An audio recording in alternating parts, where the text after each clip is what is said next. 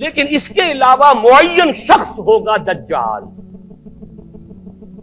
یہ معین شخص جو دجال ہوگا اس کے بارے میں بھی ایک تو بالکل متفق علیہ چیزیں ہیں. نمبر ایک کہ وہ شخص ہے، قطعی ہے، یقینی ہے، اس کا حلیہ بھی حضور صلی اللہ علیہ وسلم نے احادیث کے اندر بیان کیا ہے. دوسری بات یہ کہ اس کے ہاتھ میں قوانین قدرت، گویا کہ تسخیر کائنات گویا کہ نقطۂ عروج کو پہنچ چکی ہے.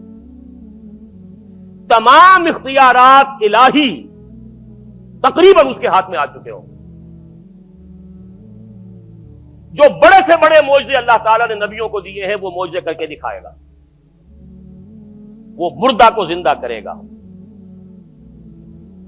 مردہ لوگوں کی افواہوں کو لے کر آئے گا، ان کی روحوں کو، اگرچہ جھوٹی روحیں ہوں گی، وہ شیاطین جن ہوں گے جو ان کا بھیس بدل کر آئیں گے، لیکن یہ کہ وہ لوگوں سے کلام کریں گی. یہ اسپرچولیزم جو اپنی انتہا کو پہنچا ہوا ہے یورپ میں اور مغرب میں، یہ در حقیقت اسی کا ایک مظہر ہے. وہ کھلے بیابان کو کہے گا جہاں بالکل ٹکیل جو ہے وہ صحرا تھا، گل و گلزار کر دے گا جب چاہے گا، جب چاہے گا، جہاں چاہے گا بارش برسائے گا. فاصلہ اس کے لیے بے معنی ہوگا. اس کی سواری وہ ہوگی کہ جس کے دونوں کانوں کے درمیان فاصلہ 80 ہاتھ کا ہوگا. یہ سارے جو آج آپ کی اس ٹیکنالوجی کی جو انتہا جا رہی ہے اور جدھر جا رہی ہے، اس کو اچھی طرح سمجھ لیجیے.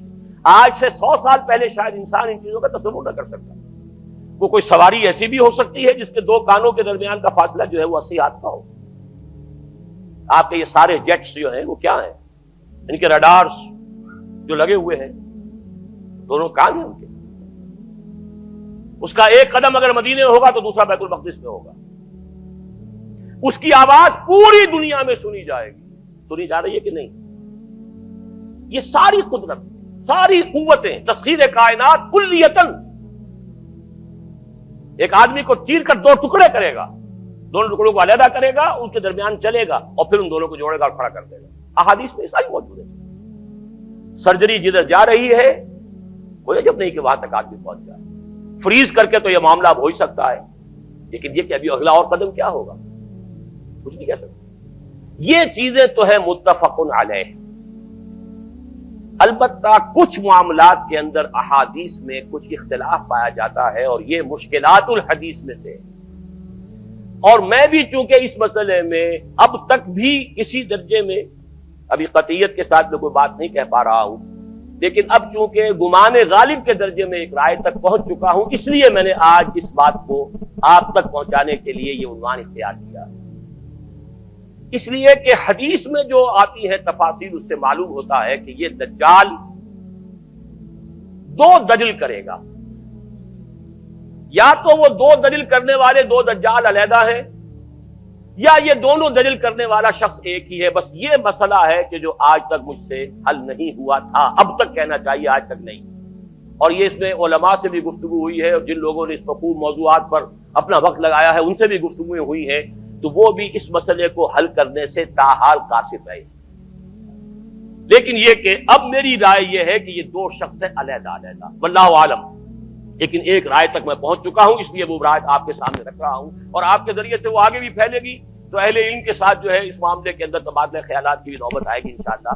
لیکن یہ کہ اس میں یہ بات قطعی اور یقینی ہے کہ اس طرح کا ایک شخص پیدا ہوگا. البتہ یہ کہ آیا وہ دو ہوں گے دو مختلف اوقات میں، یا ایک ہی ہوگا ایک ہی وقت میں، صرف اس میں اختلاف ہے. میرے نزدیک وہ دو ہوں گے. ایک وہ شخص جو جھوٹا مسیح ہونے کا دعویٰ کرے گا، المسیح الدجال. جیسے حضور نے فرمایا میری امت میں 30 دجال اٹھیں گے جو نبی کا دعویٰ کریں گے، جن میں سے 5-6 تو حضور کے اپنے زمانے میں اور آپ سے متصل اٹھ کھڑے ہوئے تھے. بعد میں محمد علی باب ہو، بہاء اللہ ہو، قادیانی، اور نہ معلوم کہاں کہاں کون کون اٹھے ہوں گے، واللہ عالم. اسی طریقے سے ایک شخص مسیح ہونے کا دعویٰ کر کے کھڑا ہوگا، یہودی ہوگا. یہ ہے اصل میں وہ شے. اور اس میں جو ان دونوں شخصیتوں کے مابین اگر کوئی ذرا سا اگر ابہام رہا ہے تو میں ایک حدیث بھی نوٹ کر کے لایا تھا، حضرت عبادہ ابن صامت رضی اللہ تعالی عنہ سے ہے، عن رسول اللہ ہے، انی حدثتکم عن الدجال حتی خشیت اللہ تعقلوا. میں نے تمہیں دجال کے بارے میں بہت سی باتیں بتائی ہیں تو مجھے یہ گمان ہوا کہ شاید تم اسے سمجھ نہ پاؤ. یہ اندیشہ خود حضور صلی اللہ علیہ وسلم کو ہوا ہے، اور یہ سنن ابی داؤد کی روایت ہے۔ بہرحال میں جو کچھ عرض کر رہا ہوں کہ میں اس رائے تک پہنچا ہوں کہ یہ دو علیحدہ شخصیتیں ہیں۔ ایک تو یہ ہے کہ ایک مسیح الدجال کھڑا ہوگا یہ ایک دعویٰ کر کے کہ میں مسیح ہوں، چونکہ اس کا زمانہ بالکل قریب آ چکا، اس لیے میں آپ کو اس کے بارے میں خبردار کر رہا ہوں۔ دوسرا جو مسیح جس کی شخصیت مسیح دجال کی آتی ہے، دجال اکبر، میں صرف اشارہ کروں گا، پھر کبھی انشاءاللہ اس موضوع پر تفصیل سے گفتگو ہوگی، وہ میرے نزدیک بالکل قریب قیامت کی ایک علامت ہے۔ جو خدائی کا دعویٰ کرے گا وہ جھوٹا خدا ہوگا، یہ جھوٹا مسیح ہوگا، المسیح الدجال۔ الدجال الاکبر وہ ہوگا کہ جو قیامت کے بالکل قریب کی تین نشانیاں ہیں، جبکہ وہ آ جائیں گی تو حدیث میں آتا ہے کہ اس کے بعد کسی شخص کے ایمان لانے کا، توبہ کرنے کا فائدہ نہیں ہوگا۔ ویسے تو علامات قیامت جو ہے ان میں سب سے پہلی میں نے بتایا تھا حضور کی بعثت خود علامات میں سے، اس کے بعد 10 علامتیں حضور نے گنوائی ہیں، اور وہ تدریجاً پوری ہوتی چلی جائیں گی۔ آخری علامات کے لیے حدیث سن لیجئے، عن ابی ہریرہ رضی اللہ تعالی عنہ قال قال رسول اللہ صلی اللہ علیہ وسلم ثلاث اذا خرجنا لا ينفع نفسا ایمانا لم تكن آمنت من قبل او کسبت فی ایمانها خیرا، طلوع الشمس من المغرب وخروج الدجال ودابۃ الارض۔ تین نشانیاں وہ ہیں کہ جب وہ ظاہر ہو جائیں گی تو پھر کسی کا ایمان لانا مفید نہیں ہوگا جو پہلے ایمان نہیں لایا تھا، یا جس نے اس سے قبل اپنے ایمان میں کچھ اعمال صالحہ کی کمائی نہیں کی تھی۔